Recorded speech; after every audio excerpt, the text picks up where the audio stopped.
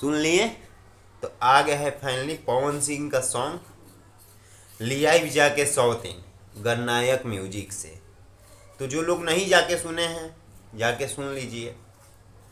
इसका व्यू है दिखा रहा है 32,000 और लाइक दिखा रहा है, आप लोग को बता दे रहे हैं हम, लाइक 18,000 दिखा रहा है।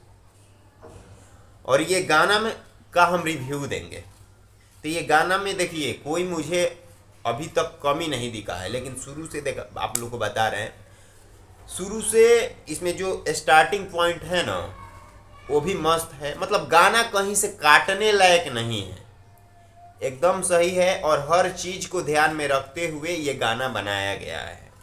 और ये गाना पत्नी और पति के ऊपर बनाया गया है। ये बोल रहे हैं पवन भैया कि चुमा ना देबू ठललिए से तो जाके ले आई में सौतीनिया के बंगलिए से, मजाक के तौर पे हो रहा है। और बीकी सिंह यहाँ पे हमको लगता है कि देवर हो जा रहे हैं या लड़की का भाई हो जा रहे होंगे। वो बार बार जाके ला रहे हैं और कहीं कहीं मजाक भी कर रहे हैं। तो हो सकता है कि साला का ही रोल इनका, उन लोग का कहने का मतलब है कि साला ही है।